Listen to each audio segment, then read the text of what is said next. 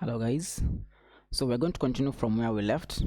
That is software and licensing. That's where we're supposed to start from. So this time around I'm timing myself so that I don't take more than I have to, like in the previous video. So we'll start from software and licensing, and we'll start by defining what a software is. So a software is a program that can be used to operate the computer, or in its most basic term we can say a software is a program that can be used to carry out a specific task. Yeah, so if you wanted to write a letter on your computer, you'd probably go for Microsoft Word, making Microsoft Word a software because you can use Microsoft Word to carry out a task, which might be writing a letter or writing a CV. Yeah. Categories of softwares. So we have two major categories that we're going to be discussing, and the first one is the system software. So a system software is just a group of programs that help the computer to run. Now, one thing you're supposed to know is that the computer cannot do without these system softwares. A good example of the system software is the operating system, which we'll be discussing in details right now, in a minute. And then the second one we have is the application software. Now, the application software is a group of programs or a group of instructions that help you as a user to perform a task on the computer. Yeah. So a difference between the two categories of software is that the system software help the computer to perform a task, or they help the computer to run. Yeah. But the application software help you as the user to perform a task on the computer. Yeah. Now what you're supposed to know is that softwares on your computer are stored inside the hard disk.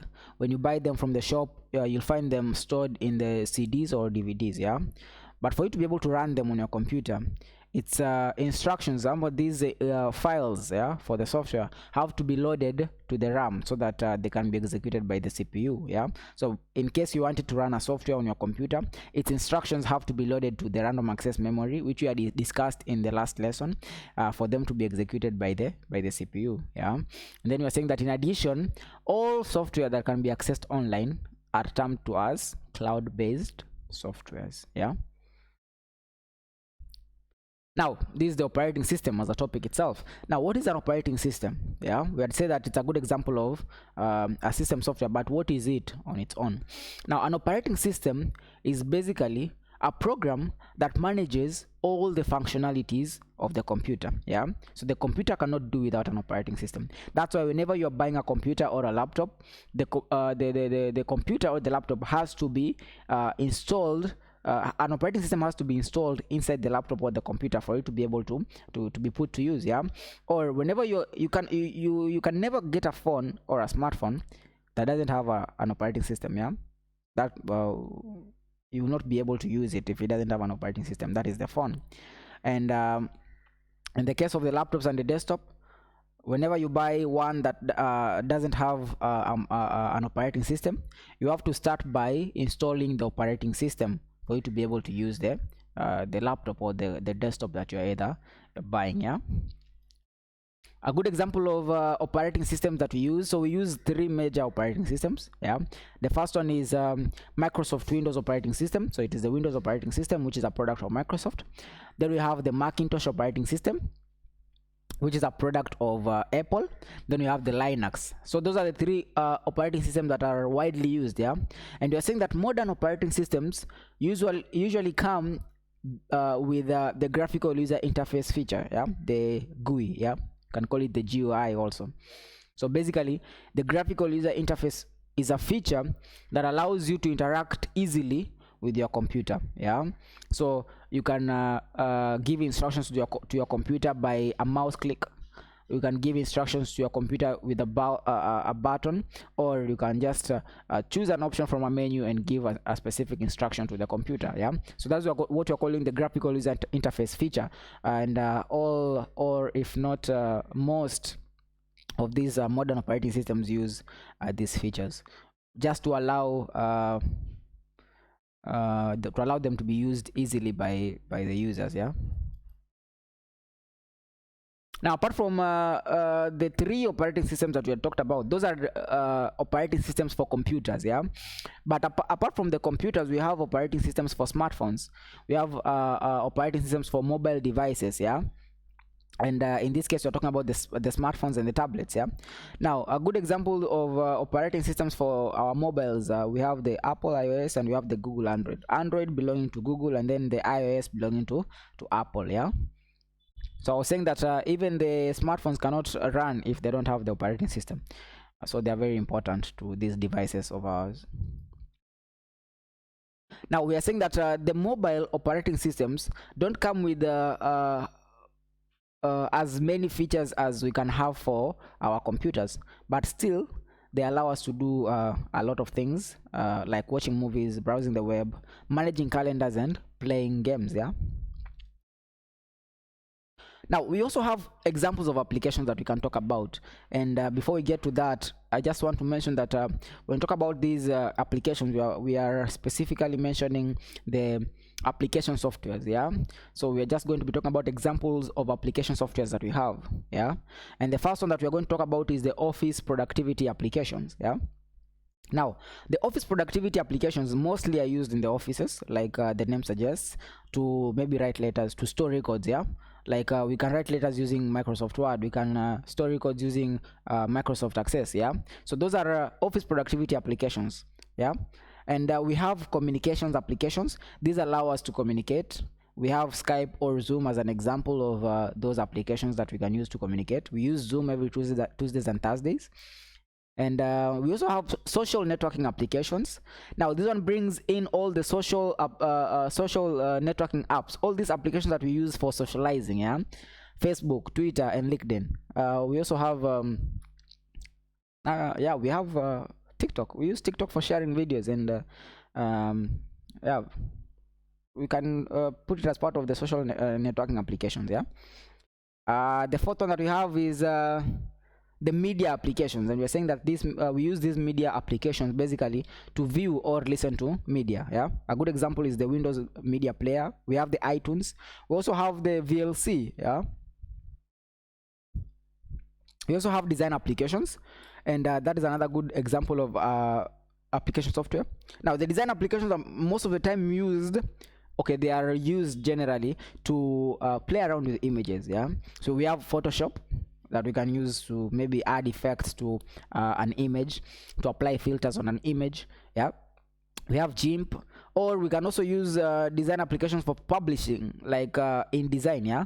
Adobe InDesign can be used for publishing things like newsletters or magazines, yeah. Now apart from that, this other example of application softwares that we have is the mobile applications. So this one includes a range of applications that we have in our mobiles. Like we can talk about the Gmail app, which allows us to send emails through our phones. Now we can talk about end user license agreement as the next subtopic.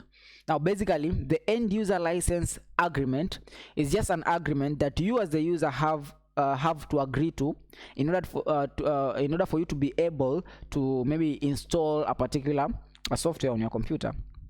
So it is just an agreement that you as the user have to agree to for you to be able to install a particular software on your computer. So yeah, so the agreement is done electronically, so you're given options whether you want to agree or reject the conditions that you have to follow for you to be able to install a particular software. So if you accept, you just click on accept button. If you reject, you just click on the reject button. But most of these agreements only allow you to install the software if you agree with the conditions or with the policies that they have stated to you. Now those are the end user license agreements. So most of the time they come as you are installing your software.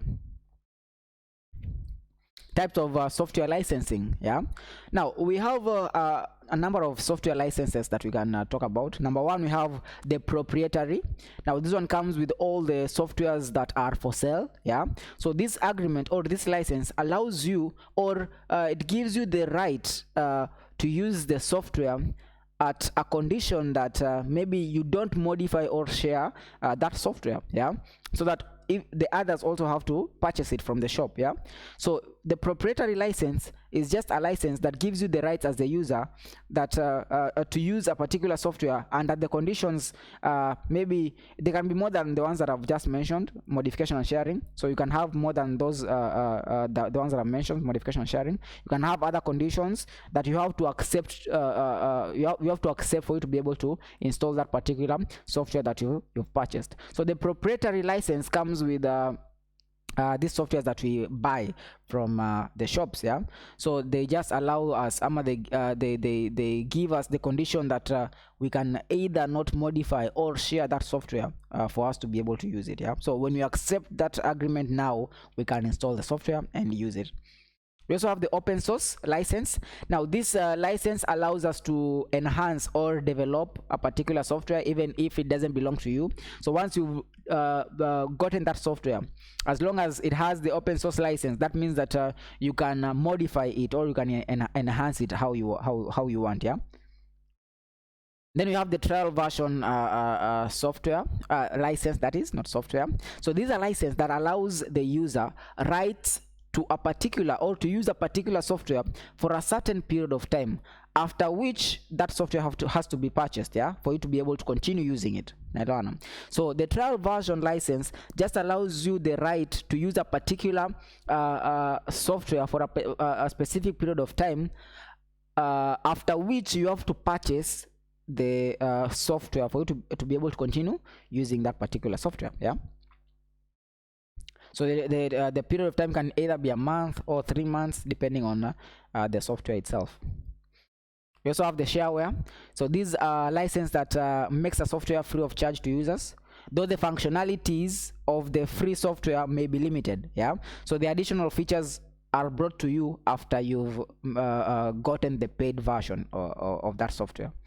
Then lastly, we have the freeware, and we're saying that this license allows a software to be copied or downloaded for free. Yeah. So the softwares that have this license most oftenly are fully functional. So they don't come with limited features. They have full features that you can use, and they are free for download, and they're free to be copied to anyone or anywhere. And that is the end of my video. I think I've taken less than I had planned, which was 20 minutes. So until we meet again, have a nice Ramadan.